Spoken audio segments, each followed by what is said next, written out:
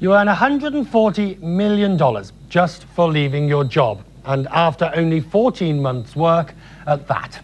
Is it fair compensation or a waste of shareholder money? Disney shareholders think it was a waste, and they're upset that the company's board of directors authorised such a huge payout to the former Disney president, Michael Ovitz. They sued, you'll be familiar with that so far, arguing that the board was negligent and should have to repay the money plus interest. A judge in a Delaware court disagreed and ruled that while the board's conduct was not ideal, it was also not illegal. The case has been closely watched by board members of other companies, as the rulings will have broad implications for corporate governance and the conduct of company directors. Joining me now is Madhav Mehra, the president of the World Council for Corporate Governance. Good morning to you.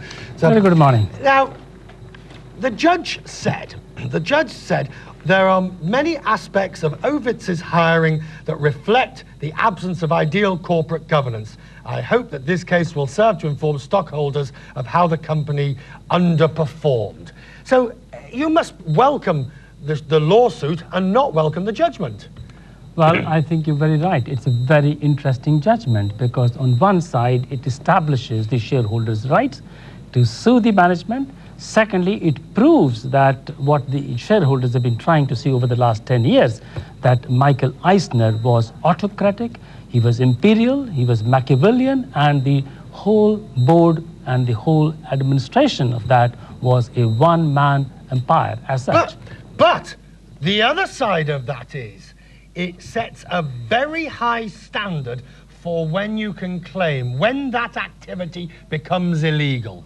Well, I think that is actually a legal issue. What we have always advocated, that the issues of corporate governance are not so much statutory, it's ethical.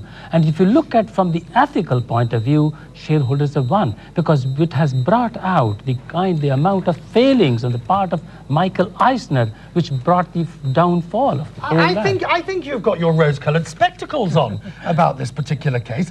How can the shareholders won on the ethical grounds, lost on the legal grounds, don't get any compensation, and the message to other shareholders, to other boards of directors is, this is okay? But let's not forget it. This was 9 years ago.